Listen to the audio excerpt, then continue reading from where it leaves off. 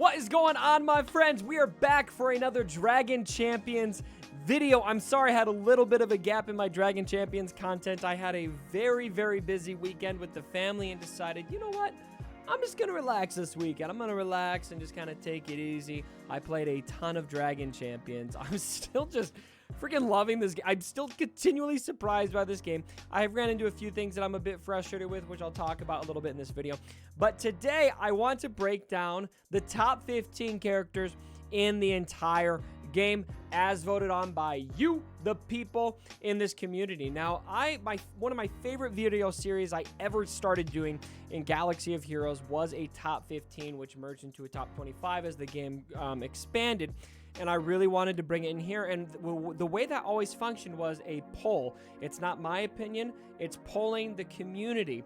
Now, as the game progressed in Galaxy of Heroes, I did assemble a community of experts, about 50 experts who vote on that poll. This time, because the game is so young in Dragon Champions, it's going to be everybody. So I just posted it everywhere I could. We got a ton of respondents, and so it's going to be kind of an infant poll that's going to very much reflect who's available right now, what the current meta is, etc. This is definitely going to shake up quite a bit with the upcoming legendary event we have, etc. So this is a snapshot of what the game looks like now, but I think it's pretty interesting, and based on what I've been seeing, pretty dang reflective. All right, so ladies and gentlemen, let's get into this list. Again, this is the top 15 characters in the game all around. Starting with number 15, we have got Salvador. Number 14, Rantha. Number 13 is Revel. Number 12 is Soleus, which to me, I looked at this and I'm like, all right, so we can speculate here. My man Soleus, where are you at? There he is. He looks good. He's probably going to be the next meta. But I feel like I want to toss this out because nobody has him yet. The event hasn't started. And so, come on, guys. So, I'm going to say, let's actually scrap Soleus. And we'll shift this. We'll say number 15 is actually Cruel. 14, Salvador. 13, Rantha. 12, Revel. And 11 is, 11 is Hera, and then we've got 10, Venomate. Venomate. Now, here's who I want to talk about first and foremost is Rantha. I'm having a very difficult time taking her out of my squad. And what I love about Rantha is she's got the two biggest things that you need in this game right now. You need a tank, and you need AoE. This game is so ridiculously AoE heavy right now because the tanks, especially in the beginning game, are just so OP. If you don't have 2 to 3 AoE characters on your squad, forget about it. And she's tanky in the sense that she brings in Battle Pooh, her bear, which, by the way, I just always think Winnie the Pooh when I say that. And he's just going to be kind of that persistent taunt you can't get rid of. You get rid of him, and by the time you get rid of him, maybe you're bounced over to Trumgar. You're attacking him for a little bit. By the time you go attack who you want to, Battle Pooh's back. You got to attack him first. And as you level these abilities up, you start to have more and more health on Battle Pooh. And so to me, at number 12, she feels a little bit underrated to me based on my experience. But my experience isn't the end game experience necessarily. If you look at her popularity, she's especially popular in the tower, which is where she's going to be used the most. And if you look at kind of more of the end game, a lot of people aren't using her as much. So it's probably just more my experience right now. I'm personally having a hard time letting her go. I am a huge fan. Venomate is probably my favorite new character that I've added kind of recently because he's got that AoE action that's very solid, but not just the AoE. It's because he's going to be inflicting poison, which is going to take that damage off, which is just a very good debuff to inflict. The only problem I would say is if you don't have enough potency on him, which I don't, sometimes that's a little less reliable. All right, getting into the top 10. Number 9, we've got my man Freezer. Number 8, Snorri. Number 7 is Zantara. Number 6, Hardock. Now, Zantara is the next character that I really want to unlock. You can see I'm getting close here. Let's actually see on this video. Oh, no. Not close. I am really excited to get her unlocked. She is a very solid character in the endgame. Snorri is one, though, that I unlocked recently. And Snorri is one that I love for pretty much all the same reasons I love Venomate. He's kind of like another version of Venomate, where he's got the solid AoE. Ooh, I'm close to being able to upgrade this more. But he inflicts bleeding, which is similar to poison. I actually have not seen exactly what the difference is between the two. I'm not sure where it gives a exact description, probably in the game, but it's going to be able to do that AoE. It's got good damage. You can see here, that's what I'm leveling up first. In fact, before I'm leveling this up, I want to get this to level 5 because I'm almost ready there. I just need some more of those materials, and let's bump him up to 40. I just hit 48 not long before I started this video. Hardock is one that I'm not as familiar with, honestly. I do not have him unlocked, but he is one of those orcs. Whenever I've gone against him, he's been challenging, to say the least. He is available in the Star Shop, and I think he might show up in the market as well. And so more pay to play for now, kind of more end game. And so it makes sense that he's showing up there and that I haven't had much experience with him based on where I am currently sitting in the game. All right, let's get to our first ever top 5. Number 5, we have got Nighteel. Nighteel, I think is how you say it. Number 4, Kinley. Number 3, Tromgar. Number 2, Kyra. And number 1 is Patriarch Key. Now, I'm going to have to say I agree with Patriarch Key being number 1 on this list from my experience. I just unlocked this dude. I got a pull. I actually, let's add this gear onto him. Meant to do that earlier.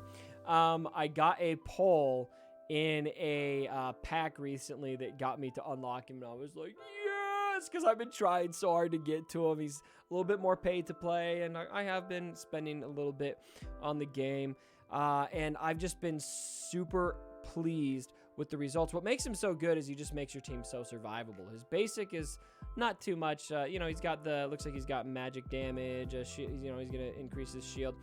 But where it gets really good is this special ability here, which I don't even have leveled up very far. And it's going to give shield equal to 470% of Patriarch Key's magic damage and a 50% chance to remove a debuff from an ally. And so you want to load him up with damage because that's going to give more of that shield over to your ally. And I like the animation. He turns to them. I don't know. I just think it's kind of cool. And then this special ability too is going to give everyone that armor increase, which is very good. Just really increases the survivability of the team.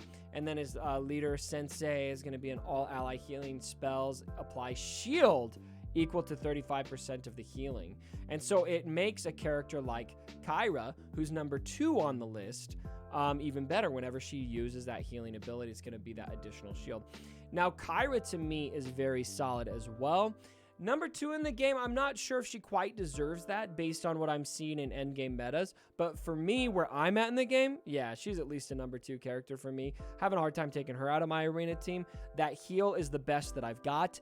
And her special ability here, Star Orb, actually does pretty dang solid damage only at level 3. Look at how much more damage it's going to scale up to, 40%, 50%, 60%. So once I have that maxed out, going to be quite a bit better. Definitely a character that I am personally a huge fan of. Tromgar to me is probably the one that more deserves number 2. Tromgar is great. Let's add that gear on him right now while we're here on this video. There you go. A little more damage for you. A little more magic damage. A little more armor. I love it. Magic armor. Sweet. And he's just such a good tank. And he does decent damage. And he can do that daze on his basic, which basic daze is... Or sorry, is it stun? Basic stun. Forgive me. Just such a great character, and he's very hard to get through. I found if people mod him right, which right now my runes are all over the place. I'm having a hard time getting there on runes. I don't know about you guys. Plus I'm nervous about how to invest in these because we've got 2 more dots. Do I want to do that much? But look at his popularity too. 97%. 90 freaking 7%, 75% in arena, or 74 in arena, 75 in tower. One of the most popular characters in this game. Not to mention he's going to be needed for the Soleus legendary event. And so Tromgar to me, he's probably number 2 in lieu of Kyra. Kinley is a great tank. Very good. Maybe better than Tromgar, especially if you're running a a Patriarch Key lead. Very, very solid to have. Is he going to be a number 5 character in the game? Kind of. I'm not convinced he's number 5 overall. I think there's some damage characters I might prefer putting up there, but as far as tanks, if we're debating between Tromgar and Kin Lee for the top tank in the game, I think I'm going to tilt towards Tromgar personally. Tromgar to me just has more utility. And then finally, the last one in the top 5 to talk about is Nightheal, which let's go check Nightheal out. There she is. Now, she's not one that I'm super familiar with personally, so I'll kind of remove myself from the conversation. I've not been able to get her yet. I'm not that far into the campaign. I should probably spend some time getting there. But one thing I will say about her for sure is whenever I face her, it sucks. And so I know she's good. And so it's hard to say, does she deserve to be there? Does she not? Because I haven't had as much experience. And that's something that makes this list interesting to me more than the list that I'm used to in Galaxy of Heroes. I'm just so comfortable, so used to that game. Having a game where, there's so many characters down here that aren't even available to us yet. Like we've got, some legendary characters in here. We've got characters like More Doom where we can't even access this dude right now. He's in the game. There's just so much that we don't know yet. We've got Solyus coming out. We see the kit, but we haven't seen him in practice really. It's just really cool to see all this kind of come together, and it does definitely help me at least. When I saw the list, I saw Patriarch Key. I'm like, you know what? I am having a hard time with him. I thought, how can I get him? And then I got the pull. I was like, oh, I'm going to invest so much in him, and I've been so happy with it. And so I hope this list kind of gives you guys a little bit of a reference point. I'm going to throw it up here on the screen right now. There's the full list, numbers 1 through 15, and you can kind of see the others receiving votes: Cruel, Mar, and Puncher Face. And so I'll leave that up there. So again, if you guys are enjoying this game, drop a like on the video. Let me know what your thoughts are on the top 15 characters listed here. Do you agree with the list? What would you change? And if you want to participate in the poll, come onto my Discord server, participate in the Dragon Champions chat, and let me know if you guys want to participate there. And, I'll be happy to include you next month. I'll probably have it be a totally public poll for at least the first few months, and then I'll probably go out and pinpoint who the experts of the game are so that we can have a very credited list. All right, my friends, thanks again for joining me for the video. If you liked it, give it a thumbs up, and as always, my brothers, don't forget